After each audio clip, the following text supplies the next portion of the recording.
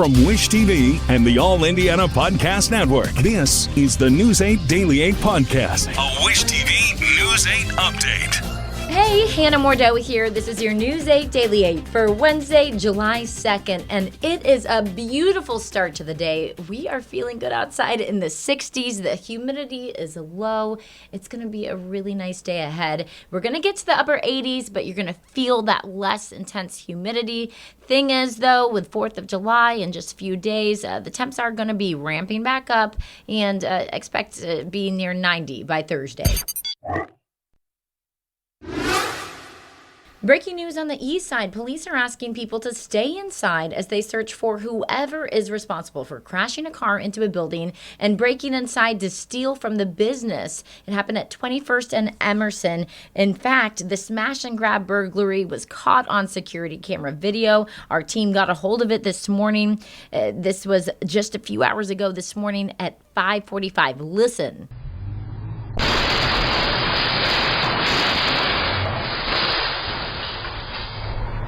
So in that video, you can see a car backing into what the owner says was the glass front door of the fireworks store. Again, it was about 5:45 this morning. The security video then shows several people inside taking boxes of fireworks and running out the broken door. IMPD says those involved had fled the scene by the time officers arrived. Police are using a drone and dogs to search the area this morning, but so far there's been no word of whether officers have captured anyone. We will have the latest on this story on wishtv.com, so stay with us throughout the day. President Donald Trump's bill of tax and spending cuts is back in front of the U.S. House. The Senate's all-night session that we watched here on Daybreak ended with the bill's passage. Amy Kiley reports Republicans are trying to hold their narrow majority together in the House as some lawmakers push back on what's inside the bill.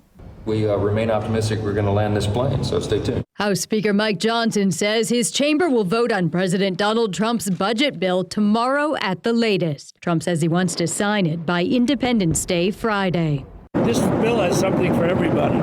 Most Republicans praise the bill for its tax breaks, like extending 2017 cuts, upping the child tax credit, raising some standard deductions, and temporarily easing taxes on tips and overtime. The Congressional Budget Office estimates it could add trillions to the deficit. We're adding debt to our children. It's unclear if fiscal conservatives can stomach that, and Republicans need all but 3 House votes to pass the bill. My colleagues in the Senate failed us. The Tax Policy Center estimates 60% of the 2017 tax cut money goes to the wealthiest 20% of households. It says their average break is $12,500. For the middle class, it's $1,800.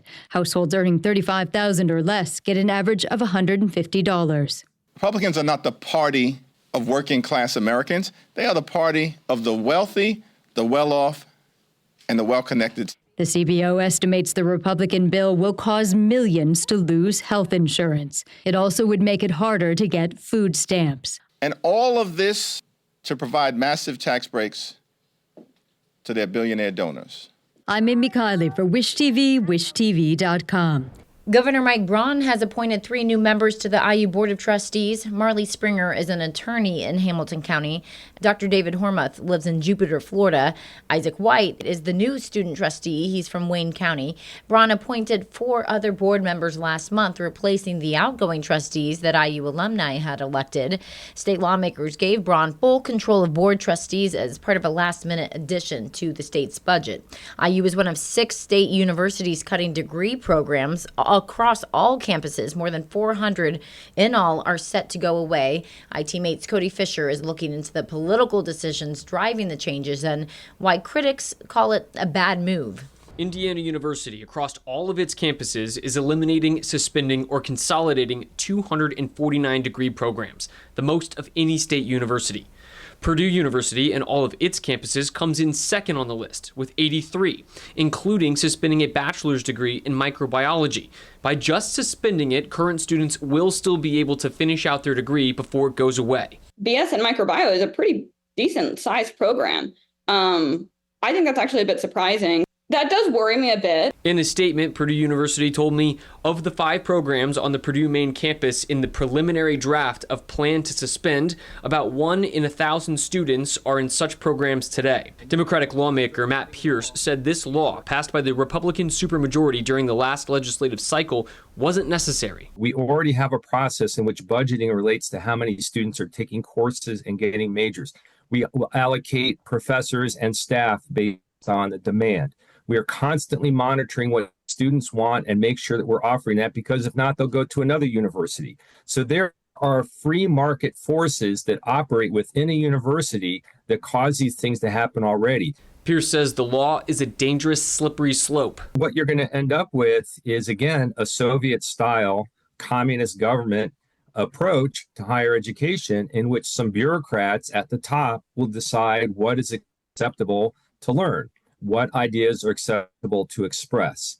And, that may sound like a lot of hyperbole to some people, but that's the direction we seem to be moving in. In a statement, Governor Braun said the law is about preparing students for career opportunities in the most in-demand fields, saying this will help students make more informed decisions about the degree they want to pursue and ensure there is a direct connection between the skills students are gaining through higher education and the skills they need most. The axing of these degree programs isn't finalized just yet. The Indiana Commission for Higher Education still has to approve the recommendations put forth by the universities later this month. Reporting for ITMA, I'm Cody Fisher for Wish TV and WishTV.com.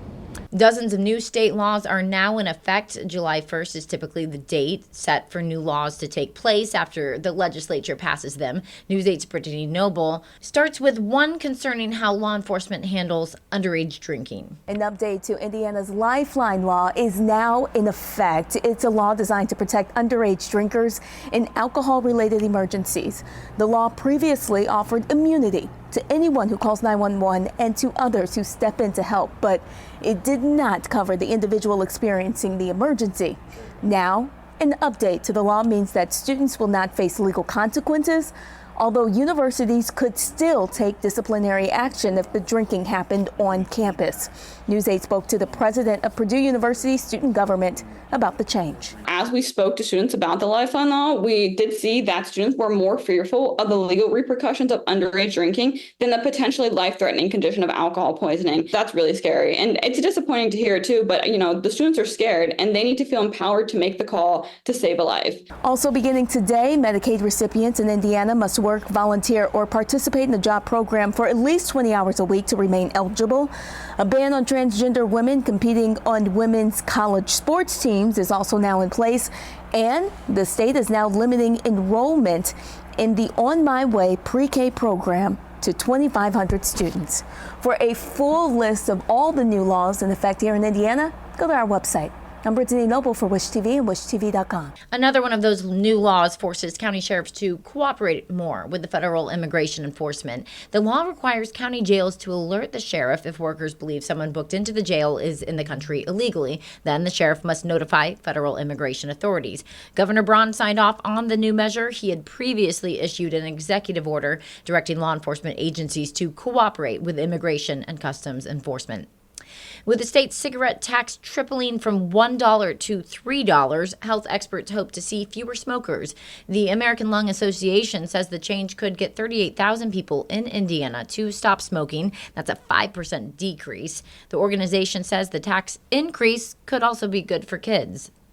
We know that increasing price on cigarettes is one of the biggest things we could do to prevent kids from starting to use these products and help current smokers quit.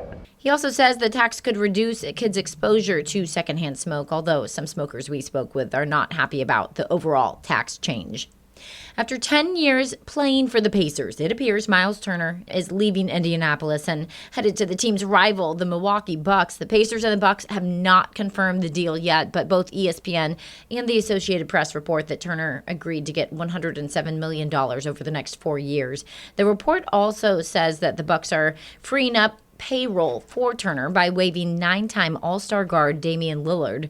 With Turner gone and Tyrese Halliburton likely out for all of next season, the Pacers now have 2 huge gaps to fill in the starting lineup.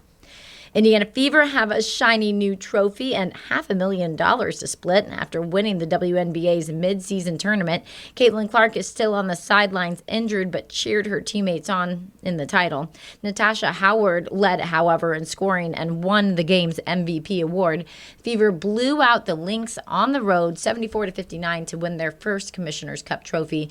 They each get a share of cryptocurrency too, and the Peace Learning Center gets a big donation in honor of the win. Also from the Commissioner's Cup game, at halftime, a favorite is hurt. A popular entertainer known as Red Panda fell during her performance. Her act includes riding an 8-foot unicycle while balancing bowls and flipping them. There's no word how badly she's hurt. She did appear, though, to grab her arm and her wrist after the fall, and she left the floor in a wheelchair. Red Panda has performed at basketball games for years, including halftime of Game 5 of the NBA Finals between the Pacers and the Thunder. Back to some international news. U.S. defense officials say America will stop shipping some weapons to Ukraine, claiming that our own stockpiles have declined too much. Officials say a Pentagon review shows stocks are too low in some weapons. The Biden administration had pledged certain munitions to Ukraine to defend itself against Russia. So far, the U.S. has given Ukraine $66 billion worth of weapons and military assistance since the war started in 2022. The U.S. Defense Department has not said what specific weapons are being held back. President Donald Trump says Israel has agreed to terms for a 60-day ceasefire in Gaza, and he's now warning Hamas to also accept the deal. Trump announced the ceasefire as he gets ready to host Israeli Prime Minister Benjamin Netanyahu at the White House next week. The announcement comes as Israel is facing criticism for opening fire on Palestinians trying to get food and other aid in Gaza. Hamas has previously said it would free the remaining Israeli hostages in exchange for a full withdrawal of troops from Gaza, something Israel says it will not agree to. Another day of deliberation starts soon in the Sean Combs trial. Jurors have agreed on 4 of the 5 charges the music mogul faces, and the judge in the case wants them to keep working today to settle the last count. The panel told the judge it cannot reach a decision on the racketeering charge. The jury says it did reach a verdict on sex trafficking and transportation to engage in prostitution. Those decisions will remain under wraps for now. The jurors resumed their work at 9 this morning. Breakfast at Waffle House costs a bit less this morning. Waffle House says it's dropping its surcharge on eggs. In February, the restaurant added a 50-cent surcharge to each egg sold due to bird flu. CNN reports egg prices have since gone down, and prices of Waffle House are following. Waffle House says it serves more than 272 million eggs a year. This has been your News 8 Daily. From Wish TV, I'm Hannah Mordeau. Watch us on Wish TV and WishTV.com. This is the News 8 Daily 8 podcast, a Wish TV News 8 update on demand. For even more, on demand and on the go. Connect with Wish TV on Facebook at WishTV.com and on the free Wish TV mobile app. Thank you for listening. And be sure to like, subscribe, and follow this podcast for updates every weekday morning on the All Indiana Podcast Network and wherever you get your podcast.